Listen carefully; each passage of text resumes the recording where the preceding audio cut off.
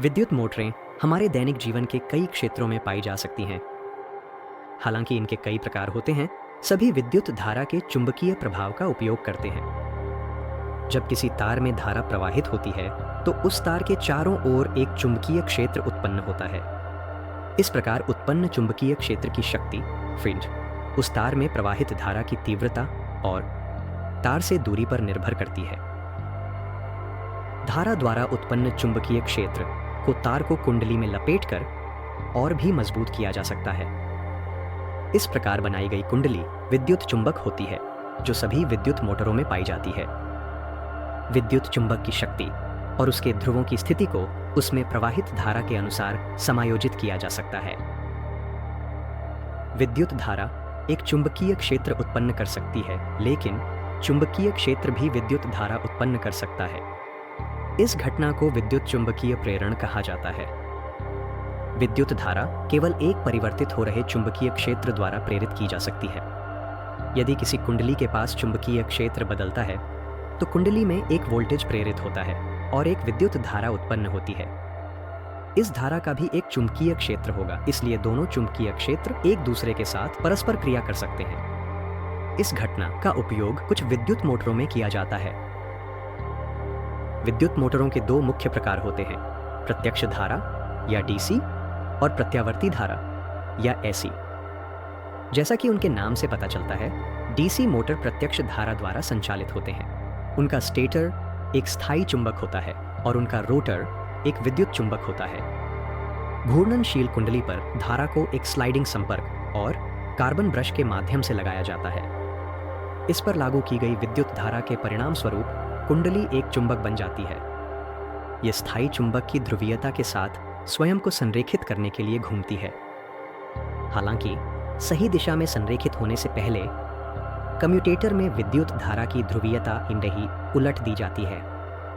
तदनुसार कुंडली विपरीत ध्रुव की ओर घूमती रहती है और इसी तरह यह मोटर को घुमाते रहने में मदद करती है।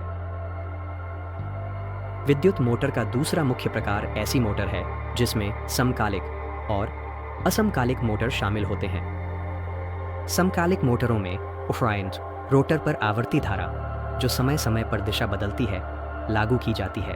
यह धारा या तो मुख्य बिजली आपूर्ति से या इलेक्ट्रॉनिक रूप से प्राप्त की जा सकती है। एक साधारण इलेक्ट्रॉनिक सर्किट यह सुनिश्चित करता है कि स्टेटर की कॉइल्स में विद्युत धारा एक ही चरण में न बदले, जिससे एक घूर्णनशील चुंबकीय क्षेत्र उत्पन्न होता है। इन मोटरों में रोटर का चुंबक स्टेटर के घूर्णनशील चुंबकीय क्षेत्र का अनुसरण करने की कोशिश करता है, इसलिए यह उसके साथ घूमता है। सिंक्रोनस मोटर केवल उस गति पर काम कर सकते हैं जो उन्हें चलाने वाली विद्युत धारा की आवृत्ति के अनुरूप होती है। यदि मोटर पर अचानक बहुत अधिक भार डाल दिया जाता है तो रोटर और स्टेटर के ध्रुव सिंक्रोनाइजेशन से बाहर हो जाएंगे और मोटर रुक जाएगी। ये मोटर स्वयं चालू नहीं होते हैं, उन्हें एक प्रारंभिक तंत्र की आवश्यकता होती है। अधिकांश सिंक्रोनस मोटर एक प्रेरण तंत्र द्वारा शुरू की जाती है और केवल तब सिंक्रोनस मोड में स्विच करती हैं वर्ष जब वे सिंक्रोनाइजेशन गति तक पहुंच जाती हैं। चूंकि आधुनिक इलेक्ट्रिक वाहनों में एक इलेक्ट्रॉनिक सर्किट द्वारा प्रत्यक्ष धारा से प्रत्यावर्ती धारा उत्पन्न की जाती है, इन मोटरों को डीसी मोटर माना जा सकता है। इन्हें ब्रशलेस डीसी मोटर या पीएलडीसी मोटर भी कहा जाता है। असिंक्रोनस मोटरों का संचालन सिद्धांत प्रेरण के घटना पर आधारित है। इनमें भी दो मौलिक भाग होते हैं, एक स्टेटर और एक रोटर। स्टेटर में कई कॉइल होते हैं जिन पर एक प्रत्यावर्ती धारा लागू की जाती है। रोटर एक साधारण धातु सिलेंडर हो सकता है, लेकिन यह आमतौर पर एक कॉइल होता है जो बाहर से धारा प्राप्त नहीं करता, यह इसमें प्रेरित होगा। स्टेटर की कॉइल में प्रत्यावर्ती धारा एक ही चरण में नहीं बहती, इसलिए इन कॉइल के चारों ओर एक घूर्णन चुंबकीय क्षेत्र उत्पन्न होता है। यह घूर्णन चुंबकीय क्षेत्र रोटर में एक विद्युत धारा प्रेरित करता है। प्रेरित विद्युत धारा रोटर के चारों ओर एक और चुंबकीय क्षेत्र उत्पन्न करती है। दोनों चुंबकीय क्षेत्र एक दूसरे के साथ परस्पर क्रिया करते हैं, इसलिए रोटर खुद को बाहरी चुंबकीय क्षेत्र के साथ संरेखित करने की कोशिश करता है। हालांकि चूंकि चुंबकीय क्षेत्र घूमता है, रोटर कभी भी इसे पकड़ नहीं सकता, इसीलिए यह लगातार घूमता रहता है। असिंक्रोनस मोटरों का संचालन सिंक्रोनस मोटरों की तुलना में कम जटिल होता है, क्योंकि जब भार बढ़ता है तो वे रुकते नहीं हैं। दोनों ऐसी मोटर प्रकारों के रैखिक संस्करण भी होते हैं, LIM या रैखिक प्रेरण मोटर और LISM या रैखिक समकालिक मोटर। इन प्रकारों में मोटर का संचालन घूर्णनात्मक नहीं बल्कि अनुवादात्मक गति की ओर ले जाता है। उनके संचालन का सिद्धांत घूर्णन मोटरों के समान होता है, सिवाय इसके कि रोटर और स्टेटर दोनों एक सीधी रेखा के साथ संरेखित होते हैं।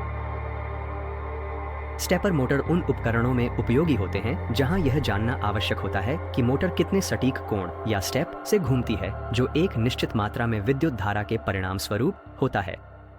ऐसी मोटरें रोबोट के हाथों या फोटोकॉपी मशीनों और प्रिंटरों के घटकों को चलाती हैं। स्टेपर मोटरों का रोटर स्थायी चुंबकों से बना होता है, जबकि स्टेटर विद्युत चुंबकों से बना होता है। स्टेटर के विद्युत चुंबकों को वांछित कोण के अनुसार नियंत्रण इलेक्ट्रॉनिक्स द्वारा अलग अलग धारा प्रदान की जाती है।